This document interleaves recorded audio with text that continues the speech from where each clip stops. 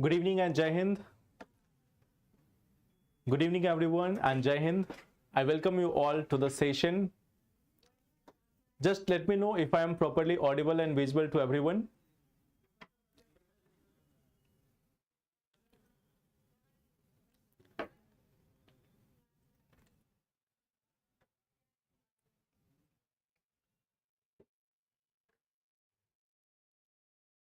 So in the last session, in the last week, we have discussed about this many of the topics, like we have discussed about India-Sri Lanka relation. We have also discussed about this issue of one nation, one election as well. We have seen about the 129th Constitutional Amendment Bill. Then we have seen some other related topics also, some other dimensions also. We have discussed some of the prelims related topic also of science and technology from the month of June as well as July. Now in today's session also we are going to discuss some of the key topics. Like, let us see that what are the topics which we are going to discuss. One of the topic will be about India-Kuwait relation. India-Kuwait relation. Okay. Second topic which we are going to discuss is MGNREGA. And the third topic which we are going to discuss is about this reference of climate change and India. That is also one of the topic which we are going to discuss. And finally, there is one program which has been there in the news, not just in not just today or not just for just 1 or 2 days, but almost for one entire week and even prior to that.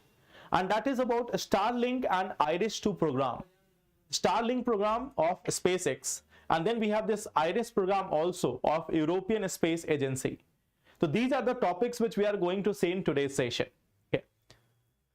Okay, so before we start that, can you tell me, today is 23rd of December. So what do we celebrate on 23rd December? This now this celebration of the end of the year has also started. And what we see that we have this one very important day on today also. Today is 23rd of December. Yes, Farmers Day. Okay, so yes, we have this Kisan Divas or Farmers Day today, and it is very crucial. It is very much crucial for India. Okay, acha, your birthday also, so happy birthday. Okay. Why class is not going on app? Which class? Okay. Okay, Shraddha, we will talk about this. Just let us focus on this part. We will talk about your query also, like how you are going to manage. Okay. So see, we are having this Kisan Divas today. Today is 23rd of December. And before we proceed, can you tell me something about the Kisan Divas? Can you tell me something about the contribution of the farmers, about the contribution of farmers in Indian agriculture and Indian economy? Can you give me some idea about this, that what is the contribution of the farmers to Indian agriculture as well as Indian economy? Okay, Chaudhary Charan Singh was one of the very important leader. Food security, yes, we all know that. Like today when we are talking to the entire world as the third largest economy of the world, this is one part that we have been able to ensure with the help of farmer, and that is food security. We have been able to achieve this because of our farmers. We don't have to look for other people now. We don't have to look for other people now just because of this food security. In any case, in worst of the worst case, we know that we have the food. That is the primary requirement also, plus we have this security here. We are also one of the net exporter of food items. We have also become net exporter. We have become net exporter of food grains. Okay. We have become the net exporter of food grains. Okay. Yes, 17 to 18% of GDP also, and plus at one of the very important thing, that they are contributing around this sector, agriculture sector contributes to around 50% of employment. Okay, 50% of employment is still there. Okay, so what we see that employment opportunity, employment, so this is also there. Okay, plus contribution to GDP, it is still contributing around 17 to 18% to our GDP. 17 to 18% to our GDP is still coming from this sector, and that's why it is called as the backbone of Indian economy. It has been called as the backbone of Indian economy. Okay.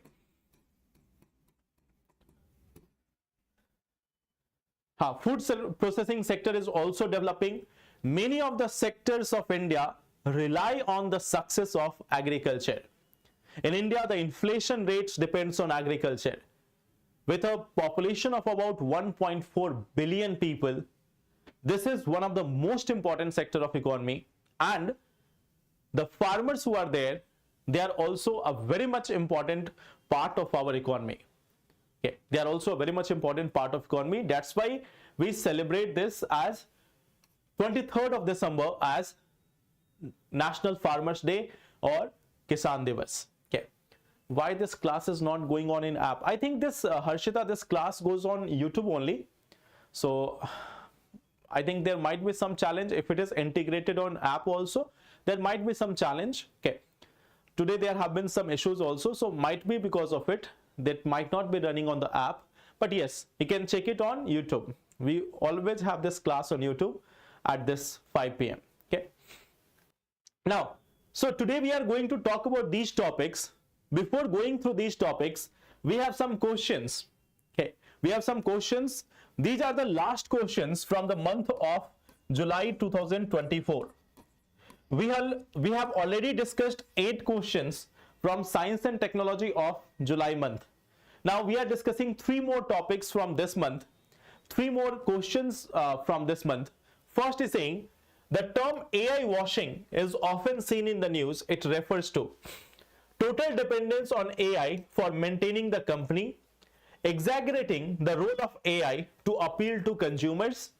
Third is usage of AI leading to global warming, and use of AI to create deep fakes for social or political causes.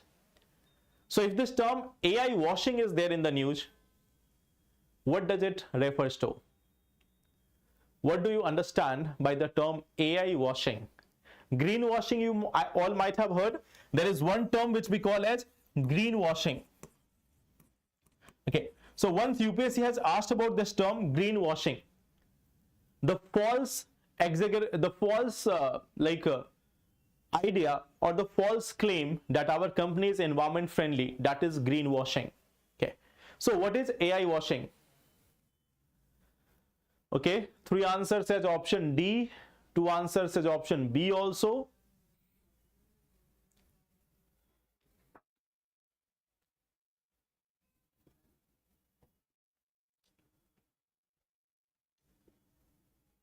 Rani, I am not aware about it. Okay, so here we are getting answers as option D and option B. Anyone else? What will be the answer? This is also saying option B. Okay, so see, yes, exaggerating the role of AI to appeal to consumers. You might have seen that nowadays many of the companies are using this, that they are showing to the consumers that we are making use of AI to curate the best things for you. And people now have this positive look towards AI. They think that if AI is doing something, it might be curating the personal experiences and everything. So some of the companies are using this mentality of the people.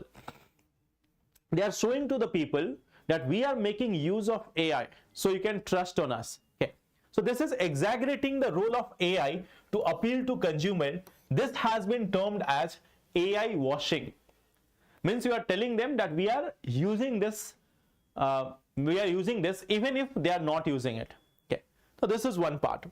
Then coming to the second question, which of the following is correct about regenerative braking?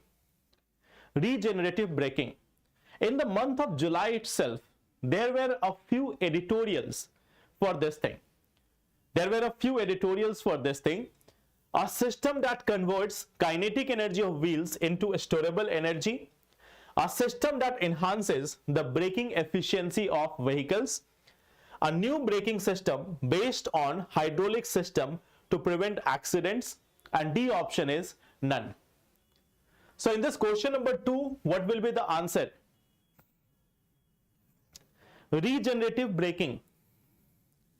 It is one of the new braking system. It is one of the new braking system which has been proposed. It is not widely used, but it has been proposed in vehicles. It has been proposed in vehicles. So can you tell me what will be the correct answer here?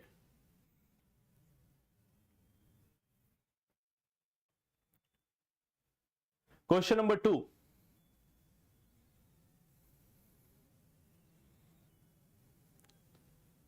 Anyone? Regenerative braking? Have you heard about this or not?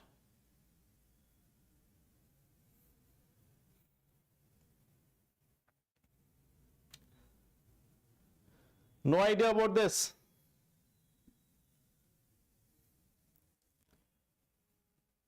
One answer is C from Ritu. Sachin says no, they have not heard about it. So I was telling you, like in the month of July itself, there was one particular this editorial, I think in the Hindu or Indian Express, there was this one editorial on the basis of this. Okay, and that editorial was the only thing which was discussing about it. Okay, it is basically about a system that converts the kinetic energy of the wheels into storable energy. Okay, so whenever the brakes are applied, that kinetic energy is transferred. That kinetic energy is transferred in form of electric energy, which is stored within the vehicle. This kinetic energy is transferred into this electrical energy, and then it is stored in form of this batteries and everything. So they are trying to store it over there. So that is what a concept of regenerative braking, a system that converts kinetic energy into storable electrical energy, that is regenerative braking. Then we have the another question. The Chapia project is often seen in the news. It is related to what? The Chapia project is often seen in the news. It is related to what? First is a project of ISRO to examine the impact of space mission on astronauts. A project of NASA to examine the impact of long-term Mars mission on astronauts. European Space Program for astronauts aboard on International Space Station. A new mission of China for human space flight. So Chapia Mission. Okay, one answer from Disha as option B. The Chapia mission is about, okay, so I think in this 3 answers as option B, 1 answer from Abnish as option D. Anyone else? What will be the correct answer here?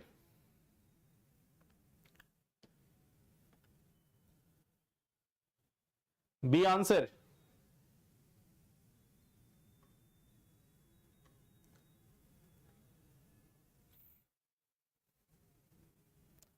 See, this Chapia its full form is crew health and performance exploration. Crew health and performance exploration analog.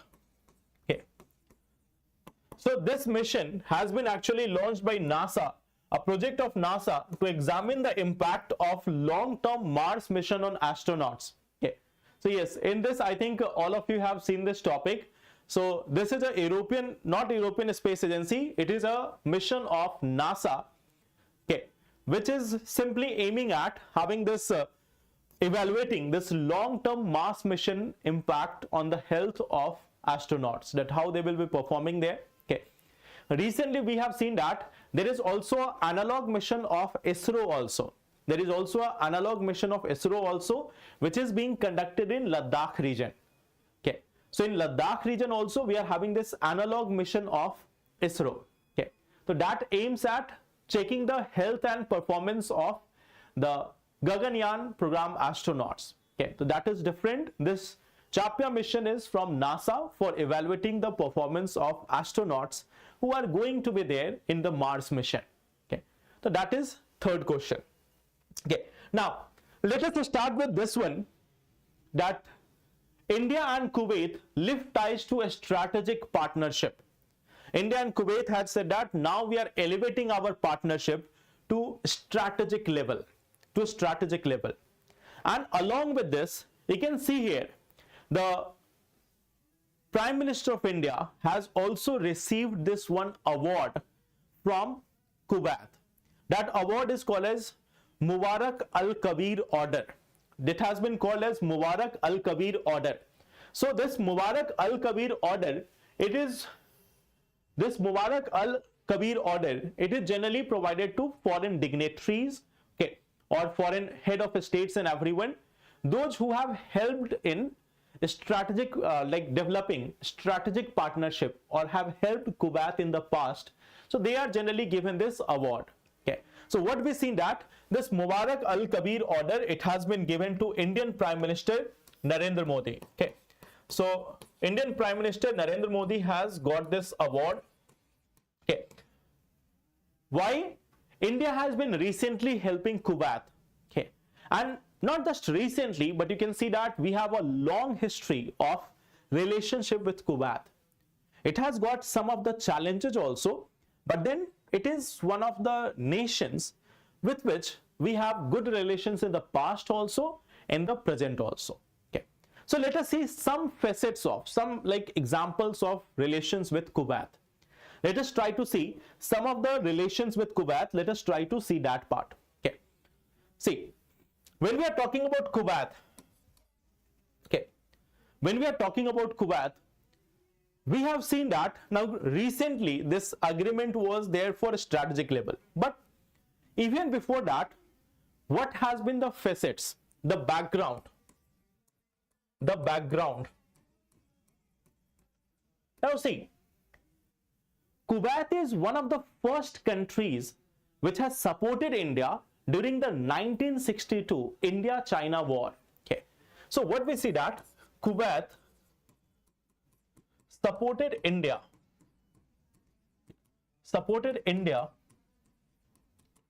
during 1962 China war. During this 1962 China war. Okay. So you can see at that time it was taking side with India. Okay.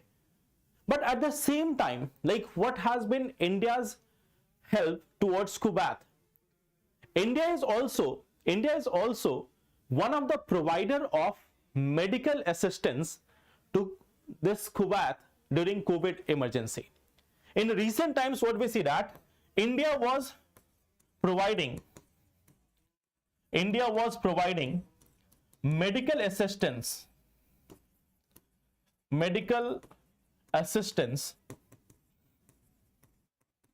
during COVID-19. During COVID-19 also, we have got this help towards Kuwait. Okay. But see, if you look at India and Kuwait, the main thing which have been keeping the relations alive, like why we are having this good relations with Kuwait. In many of the classes, I have told you one thing, that there is one thing which drives diplomacy, and that is economy. That is about trade, that is about economy. So there has been one factor which has been consistently good between India and Kuwait, and that is trade relations. Okay, there is one thing, trade relation.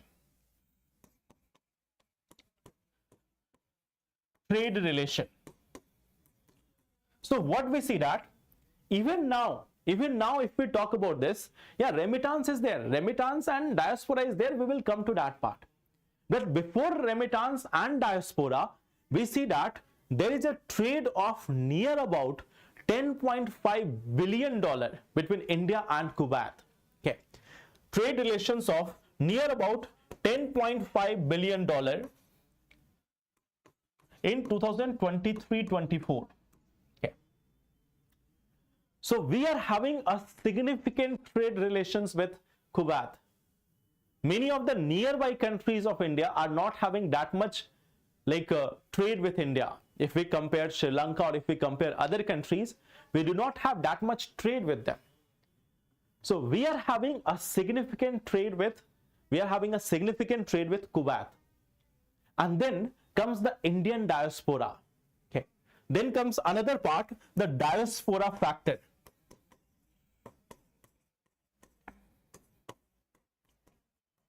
Okay, we have got 1 million plus diaspora in Kuwait, and that too a influential.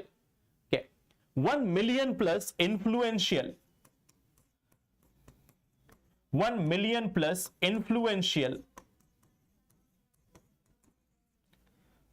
diaspora. So in Kuwait, we have got a significant diaspora presence also. Okay. How China helped? No, not China. Kuwait supported India during. It was not that they will support. Okay. Kuwait support, simply saying that support means we are in favor of this. Like right now, Ukraine and Russia war is going. So some countries are supporting Ukraine, some are supporting Russia. So in that manner, when India and China were having this 1962 war, at that time Kuwait came in support of India, that we support India on this cause. Okay, so it was a support like that. Okay, now the next part is like there are certain challenges. There are certain challenges. Okay, and two major challenges there. Like what we see that if we are having India-Kuwait relation, there was one major issue. And what was that major issue? That when this Gulf War was going on, during that time, India was not that much in support of Kuwait. In fact, India shifted its embassy from Kuwait to Iraq. Okay, so during Gulf War, okay, in Gulf War, what happened that India shifted embassy from Kuwait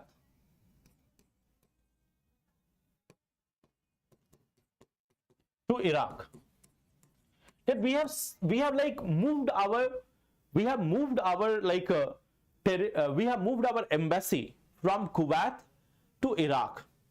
And this is a big matter. Like suppose if you are having embassy at some place, it means that you are giving high value or high degree of value to that country. Okay, when you are shifting the embassy, it means you are not putting that country on top of your list.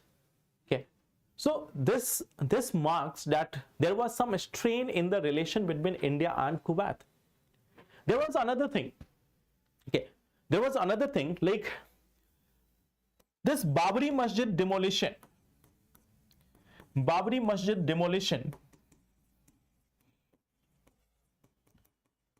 It also impacted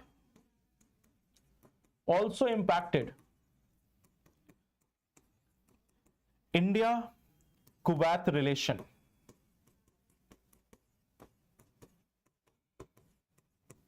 India-Kuwait relation.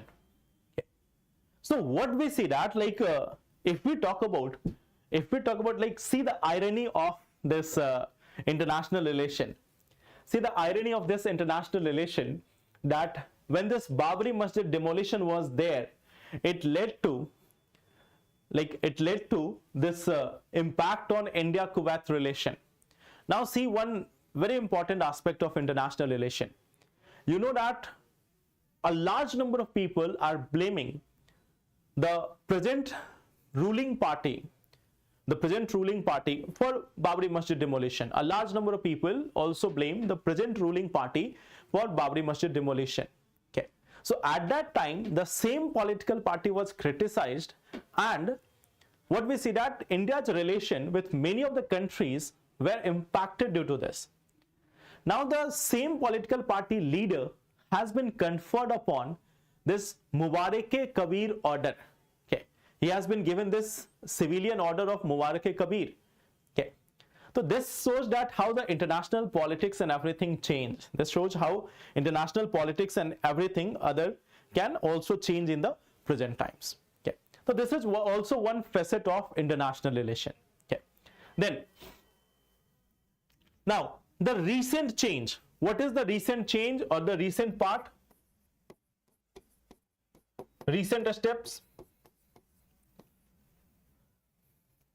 What recent steps have been taken by the what recent steps has been done here? Let us try to see that also. Okay, that what recent steps have been done. Okay, just one second. Okay, recent steps. First thing, what we see that, like in the recent times, what has been done is that relationship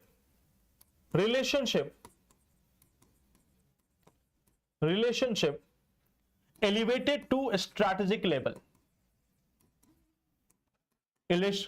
Strategic partnership. Okay. Yes, kafala system is also there, like kafala system, and but that is there in entirely almost all the Gulf countries. Now, for a very long period of time, this kafala system and everything was there a issue. But now we see that there is gradual improvement in this with now more awareness among people. At the same time, now all these things are also improving a little bit. We have seen kafala system and other things improving from 2017-18 onwards itself. Okay, so see what has been done recently, like the first news which was there, we have got now this to a strategic partnership. And what does this strategic partnership mean? This means that now there will be more cooperation in multiple areas. Okay, example, if you can see, okay, it has been said that we will have exchange of defense personnel, joint exercise, and supply of military equipment. Okay, so what we see that exchange of defense personnel's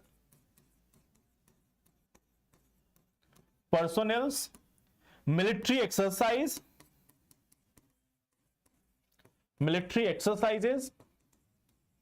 and even this supply of military equipments.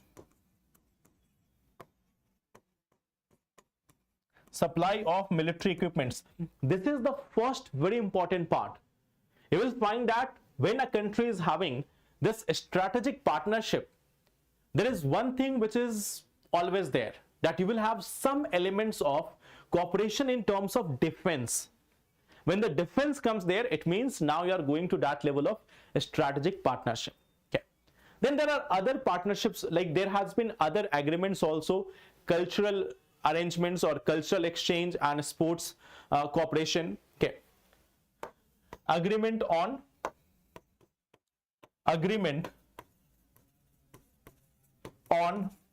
cultural exchange and sports cooperation. So this is also part of our agreement with Kuwait, that we will have some cultural exchange also. Okay, and all other things. Then there is also about discussion in various fields like trade, investment, education, technology, agriculture. Okay, so it is talking about joint commission. The next thing is setting up joint commission, that we will also have the setting up of joint commission for many things, including agri, trade, investment, investment, technology, etc. So we are having cooperation on these also, like in agriculture, trade, even security, culture. In all these aspects, we are going to have some joint commissions. Joint commissions means now they will be continuously interacting with each other. They will be doing this interaction or like elevating the partnership on regular basis. Okay. So that is why they are setting up joint commission also, so that it can become a permanent task. It can become a permanent task. Okay. So this is the recent update with respect to India-Kuwait relations. There have been arrangements in the past also. There have been some challenges also, but some recent steps have been there. It is also one of the supplier of crude oil to India, or it also important for energy security. Okay. I hope this first part is clear. We can say that in the significance, we can talk about the energy security. We can talk about the energy security from the Indian point of view. From the Kuwait's perspective, you know that India is supplier of many things now. India is supplier of defense equipments also now. Now India is no longer just the importer of defense items. India has emerged as the exporter of defense items now. Okay. We have seen many other countries like Armenia. Armenia has emerged as leading destination for India's defense export. Armenia has become the country, okay, which has got this defense export at #1 from India. Okay.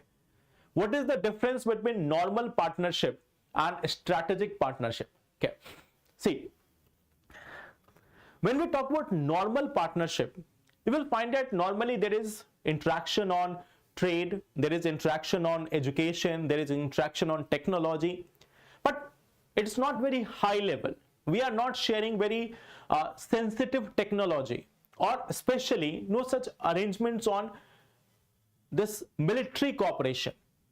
But in a strategic partnership, we are having very core level cooperation, including military things, technology thing. So we are also dealing on sensitive matter. That is what we call as a strategic partnership. Okay. I hope it's clear that how we differentiate between. Okay. Now, coming to the next article, this one, MGNREGA. MGNREGA. So tell me one thing, what do you know about MGNREGA? What do you know about this scheme, MGNREGA? Like this is one of the scheme which is going to complete 20 years next year. It is going to complete 2 decades now. Okay. It was launched in 2005. This MGNREGA, the next scheme which we are going to discuss is MGNREGA. This was launched in 2005. So if we talk about the MGNREGA, it was launched in 2005. Okay. It is providing a guarantee. It is providing this guarantee of job of 100 days. Okay. So this is providing a 100 days guaranteed, 100 days guaranteed job. Tell me one thing, under this MGNREGA, is there a component of skilling the people and then employing the skilled population or not? Are we making people also doing a skilled job under this MGNREGA or not? Are there concepts of vocational education?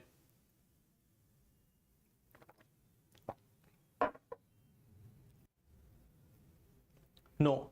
Yes. Yes. So this is one part. It is only providing manual job. It is providing manual job, not a skilled job. Okay. So normally if there is a question on MGNREGA, you might find that they will try to confuse you here that it is also skilling the people. No, it is not skilling the people. It is providing manual job. It is providing manual job. It is not creating as such skilling or doing any other aspect. No vocational education, no other thing. Okay. There is also one thing. 1/3 of beneficiary. 1/3 of beneficiary would be women. Would be women. Okay. So this is also a very crucial aspect of this. Now you will find that the participation of women in labor force has also increased. The participation of women in labor force has also increased. It has increased up to 41%. It has increased up to 41%. So what we see that this MGNREGA also talks about that 1/3 of the workers would be women. Okay. Then at the same time, guarantee of job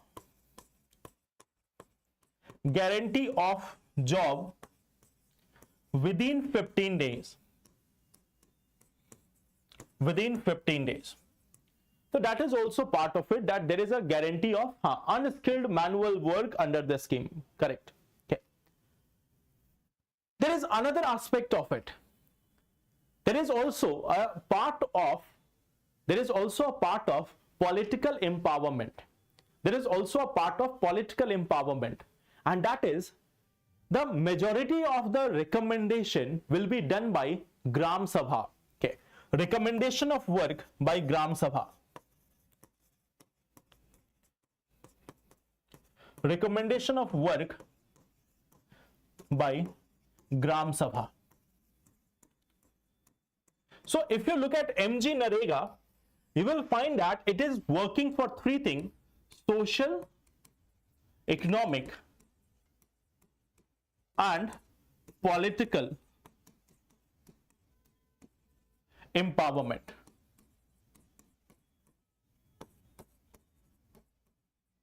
It is working for social, political, and economic empowerment. Economic empowerment in terms of money which is provided. Social empowerment in terms of distribution of work between different sections of society. And political empowerment in the sense that the Gram Sabha will be recommending. Okay. So on paper, when we talk about on paper, this MGNREGA has component of social, economic, and political empowerment of the people. With that aim, MGNREGA has been launched in India. Mahatma Gandhi National Rural Employment Guarantee Act. Mahatma Gandhi National Rural Employment Guarantee Act. So having the component of social, economic, and political empowerment. Okay. There are certain benefits of this. There are certain benefits of this scheme. Okay. So let us first try to analyze the benefits. We are going to complete 20 years of this scheme. So if government has continued it and people are demanding this scheme, so what is the utility of it? What is the utility of this? Okay.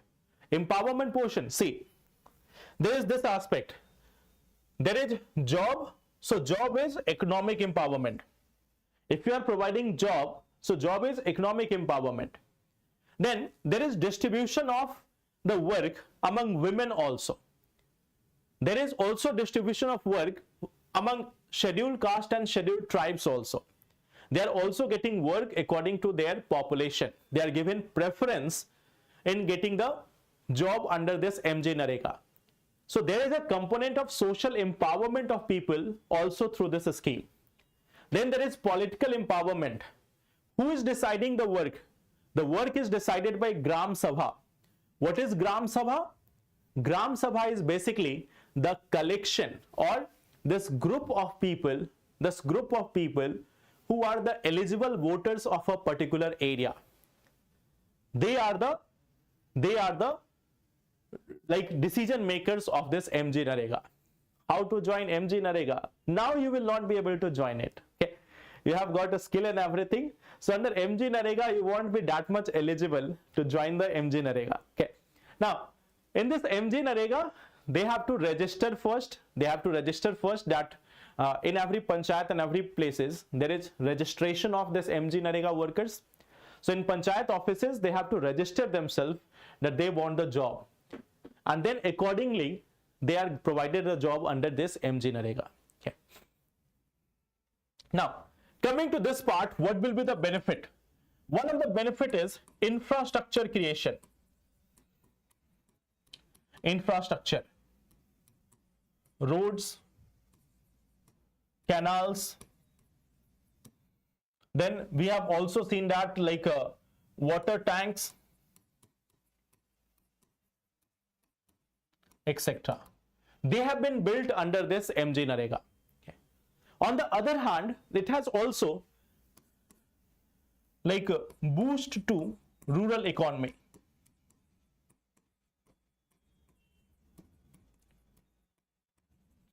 If people have got some disposable income, if people have got some money, they will be spending it in the market. And if they are spending it in the market, it will help the rural economy to grow also. Okay. So that is a boost to the rural economy. Third thing which we can see as part of this, and very remarkable part, that it also helps in creation of millions of water harvesting structure.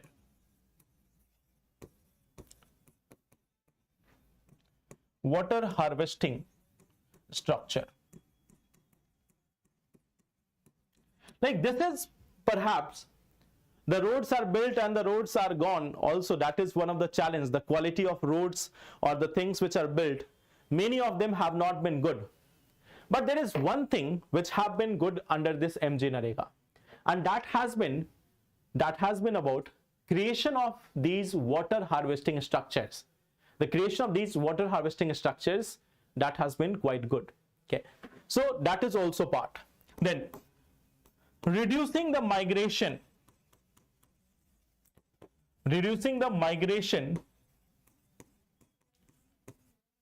towards cities. Okay, so that is also part, that it has helped in reducing the migration towards cities. Yes, plantation has also been done at multiple times. And you might have seen, if we look at the recent example, helping to sustain the rural economy, or rather the Indian economy during extreme times like COVID. Okay, so helping to retain or sustain the economy during extreme times.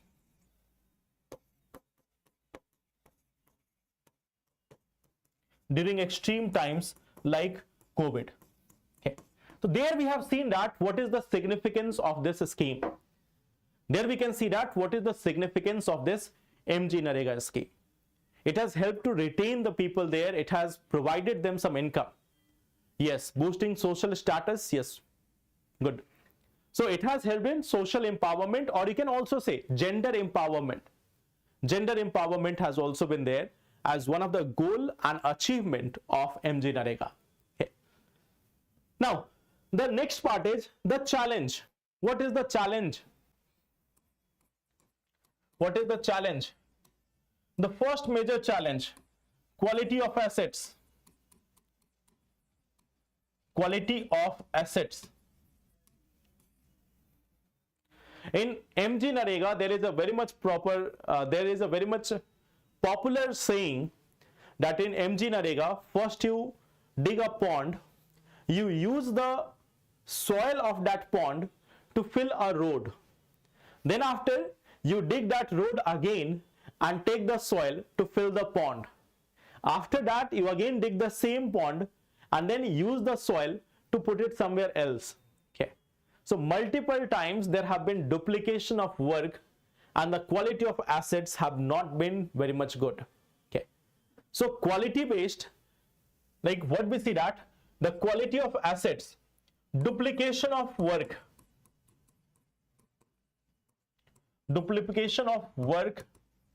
and quality of assets created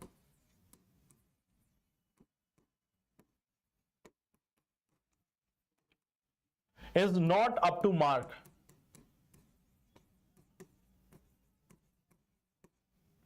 Is not up to mark. Okay. So that is one of the major thing. Then there is another part that there has often been delay and insufficiency in fund dispersal. Okay. Delay and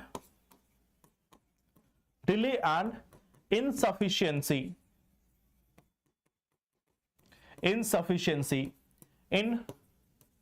fund dispersal.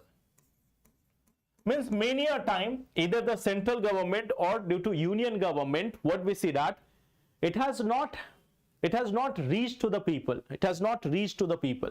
Okay. So that is also one of the another part.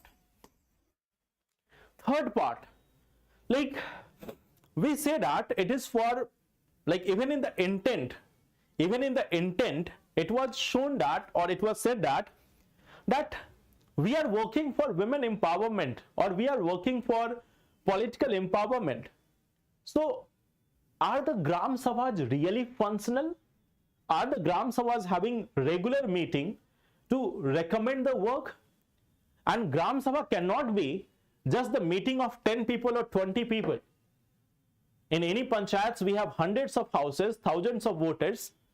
So is the Gram Sabha regularly meeting to have a look over what things are being recommended? Okay. So there is another part of it. This working of Gram Sabha, working of Gram Sabha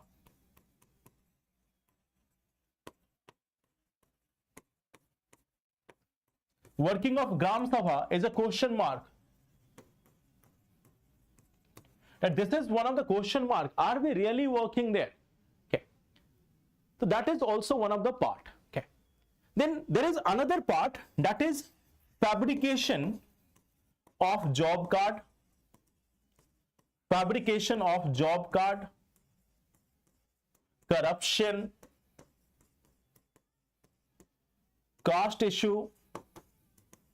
So these are also some other challenges which we see in case of MGNREGA. Can gestational women join? We will have to look into that specific. There is nothing in the law which prohibits it, but it depends on the women also. Like normally, you know that we have this now provision of this maternity relief also. So in that situation, we will have to see whether it is allowed or not. So for this, I don't have the exact idea whether gestational women can join or not. Okay. Yes. No, Gram Sabha will decide the work. Gram Sabha will decide the work, and then who will be working, that is on the basis of who has asked for job. Who is asking for job, it depends on that. Okay. So Gram Sabha at least decides that what work has to be done. And then the locals who are there in that area, they will be given the preference. The local will be given the preference. Okay. So this is also one of the part. Then there are two more things here. First thing is number of working days. Number of working days has not been updated. Has not been updated. It has been 20 years now. It has been 20 years now. So there is a need of updating that.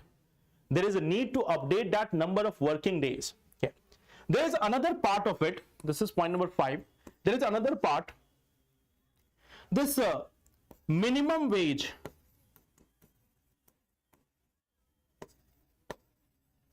variation from state to state.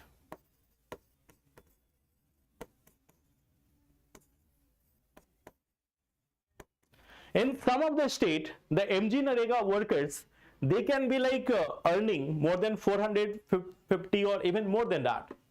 And in some of the states, it can be around 200, 250 rupees also. Okay. So that is also one of the challenge, that what we see, that this payment is also varying from state to state. In some of state, it is quite low, 200 rupees or 250 rupees per day. Okay. So that is also a challenge. I hope it's clear what is the challenge with MGNREGA. Okay. So this is one part, this is one scheme which you will have to prepare. Okay. Yes, in the way forward, you can write the solution for all these, that we can have monitoring of the projects, we can have a computerized system of payment, like we are living in digital India, so we can have digitization of the payment system and everything, which can reduce this corruption and all other aspects. Okay. Then we can also have monitoring of the projects to improve the quality. We can have GIS tagging, we can have many other things on a regular basis. We can make use of drones and everything. In the last session, we have talked about AI surveillance. In the last session, we have talked about this AI surveillance. So what can be done is that we can use the same artificial intelligence and satellite system to check the quality of assets which have been created. Okay. So that is also one part what can be done in case of MGNREGA. Now, coming to the next topic, and that is also very much important, climate change and India. Now, that editorial which was there, it was not very much concrete. It was not suggesting many things. It was mostly talking about what the developed nations are doing. Okay. But we have got something about India also. There are some updates which you can take from this topic. First thing is, now what is the capacity? That capacity has exceeded 200 gigawatt. So next time you are writing about renewable energy, you can say that 203 gigawatt of renewable energy in India now. Renewable energy in India now.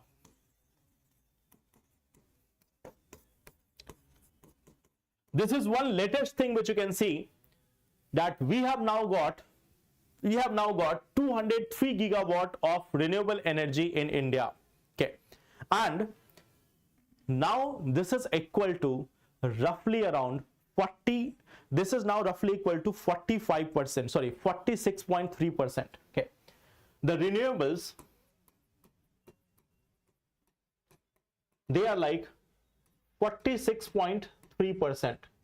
Okay. Till now, you might have seen that we have got 41% or 42% energy as renewable source.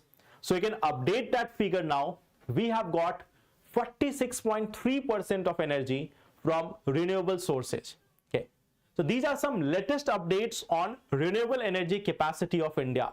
We have exceeded that 200 gigawatt target. Okay. We have got now 46.3% energy from our renewable sources. Okay. There are some main things which you have to look now. Okay. See, we will see some facts and figures here. This energy mix, this is very much important. Okay. The energy mix. What you will find that in our energy mix, now we are having 92 gigawatt, okay, 92.12 gigawatt, that is from solar.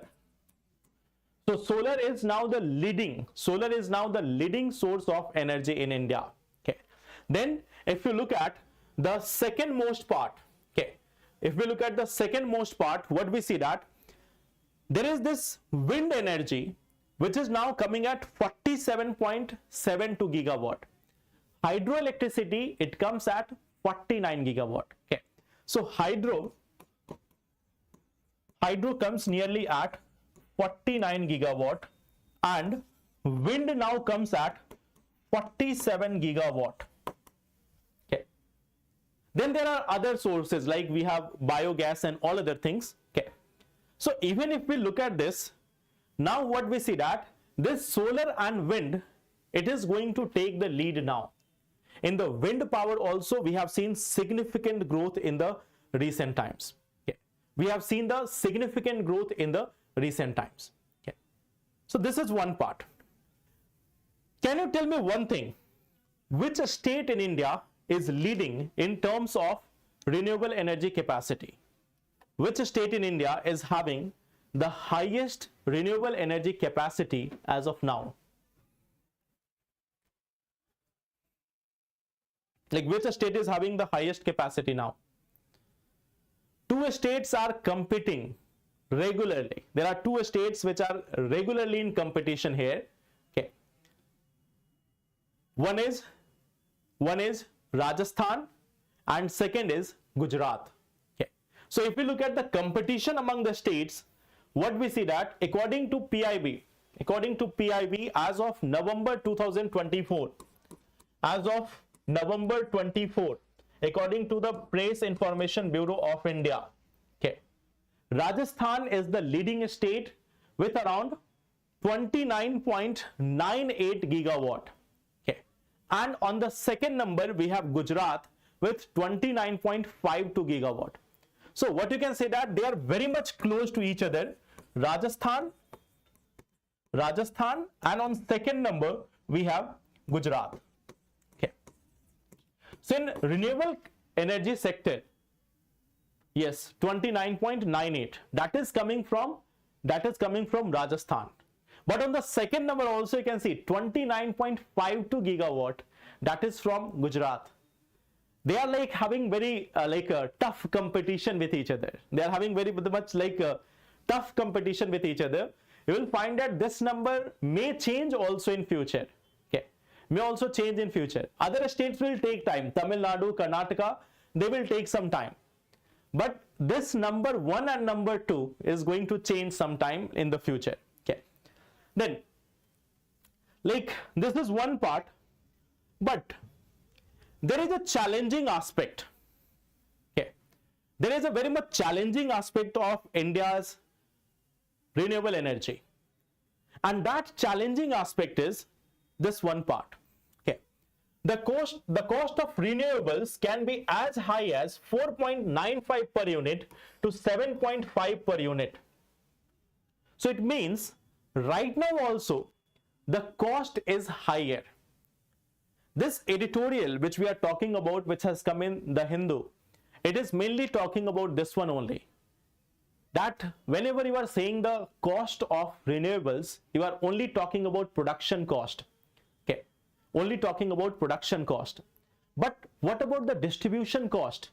Try to include that also.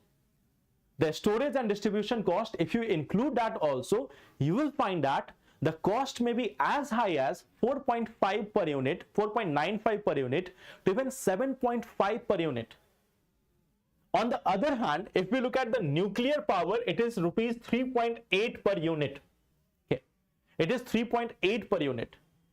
So we see that this is a huge difference here.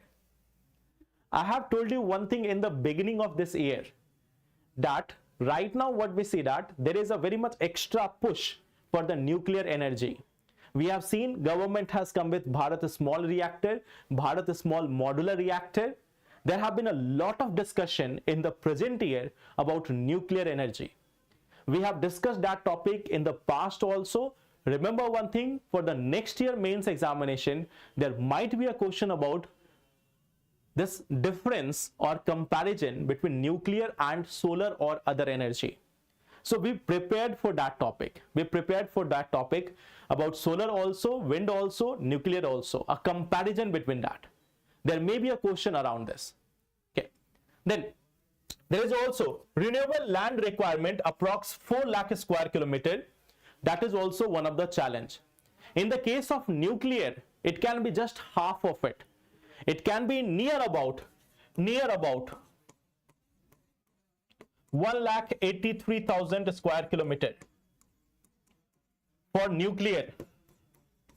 For nuclear, this can be about 1.83 lakh square kilometer. Okay, and at the same time, the fund requirement is very huge. We have a target of reaching. We have a target of reaching 70. We have a target of reaching net zero emission by 2070. and for that we will require $10 trillion for this energy transformation, okay, or energy transition. So this is the challenge also with renewable energy. So just update a few facts which we have collected about this renewable energy and see some challenges also. We are having this comparison right now between nuclear, solar and wind. This is a very crucial topic for the next year mains examination. Okay. Now coming to the last topic, IRIS satellite constellation. Okay, Anjali, I will take, I think in the past also I have taken some class on AI, but yes, I will have a comprehensive coverage on AI also. Okay. So, IRIS-2 satellite. Okay, IRIS-2. So, this is one of the flagship mission of European Space Agency. Tell me one thing, what do you know about Starlink project? What do you know about this Starlink project? What is this Starlink project? Who is promoting this? What is the objective? And then we will come to this IRIS. Then we will come to this IRIS program. Okay, Anjali, I will make a special video on that. Okay. Internet through satellite, fine. So if we look at this, IRIS satellite, okay. Before that, we have another thing, that is Starlink. We have one thing called as Starlink program. This program aims to have 42,000, not 10, 12, 15, 20. It aims to have 42,000 satellites in lower Earth orbit. Okay. In the lower Earth orbit, it is planning to have 42,000 satellites. Okay. Right now it has got right now it has got 7,000 satellites already there. It is already having 7,000 satellites in the lower Earth orbit. It is making a constellation of satellites which will be used to provide internet connectivity throughout the world. Not one country or another country, throughout the world it aims to provide the internet connectivity. Okay. So right now it has already deployed 7,000 satellites, okay, and all of them, they are placed in low Earth orbit. So it aims to provide this internet in all the remote corner of the world. Okay. Now countries, many of the countries are worried about it. This is in the control of SpaceX. SpaceX is a private company owned by Elon Musk. Okay. It is a private company owned by Elon Musk. So many of the sovereign nations are worried about it. If you look at India, in India, this Starlink has not been given the license for giving internet connection. So Starlink says that over India, its beams are off. It is not providing internet connectivity in India. Okay. So it is not given that license. It cannot provide that in India. Okay. Recently, there was a case that Starlink devices were obtained from certain areas in Manipur. Okay. So it was obtained from certain areas in Manipur. So for that region, there was a question and Starlink said that no, we are not providing internet in India. Okay. Now, there is another country, or rather than say another group, which is worried about this Starlink project, and that is European Space Agency. So they have got their own program of the similar nature. Okay. They are having their own program of similar nature called as IRIS program. Okay. They have got this similar program. Okay. It is called as Infrastructure for Resilience, Interconnectivity and Security by Satellite. Okay. So infrastructure for resilience, infrastructure for resilience, interconnectivity and security. Interconnectivity and security by satellite. Okay. So this is one program by European Space Agency. Okay. Now this agency is also saying that we are going to have 290 satellites. We are going to have 290 satellites. And what will be the aim here? It is not covering the entire world. It is not covering the entire world. They say that we are going to launch this by 2030. Okay. By 2030, we will have the entire constellation of 290 satellites covering Europe, certain portions of Africa and Asia. Okay. So extent will be first Europe, then Africa, and portions of Asia also, some areas. Okay. So this is also one part of European Space Agency IRIS Square program. Okay. So this is one thing which they are going to launch, and they are just trying to counter the Starlink project of SpaceX. Okay. So this is one aim. Their satellite will be placed in LEO also and medium Earth orbit also. LEO also and medium Earth orbit also. Okay. So this is one part. Now, I have just this one question for you. You can answer that question in the comment box also. Okay. Later on after the classes, you can answer that question. India has got its own NAVIC system. India has got its NAVIC system. So you have to tell me how many satellites are there and location where they have been placed, in which orbit they have been placed. So that is also something which you can answer. No, Anjali, they will not be asking all the articles in the examination. Some major articles may be asked from time to time, but not all. Okay. Okay, so these were the topics for today. This is the question. You can mention about it in the comment box also. I hope everything is clear.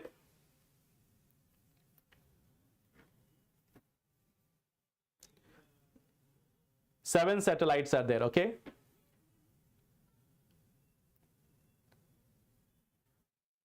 $24. That's why I'm saying it cannot be simply GSO. There are some satellites in some position, some in other position also. So Vikramaditya also and other people also, just see that where they have been placed, are they all in the same orbit or somewhat different also. Okay. Sovereign fund and forex reserve. See, sovereign fund is like the fund which is of the country, like for any sovereign nation, the assets which it is having, it is called as sovereign fund. Forex reserve can be one part of that sovereign fund. Forex reserve is just about the foreign currency. It will be one part of that sovereign fund. Sure, Anjali, I will take that class. Okay. So, thank you everyone. Let's meet tomorrow at the same time. And then we will discuss the remaining things. Thank you everyone. Take care.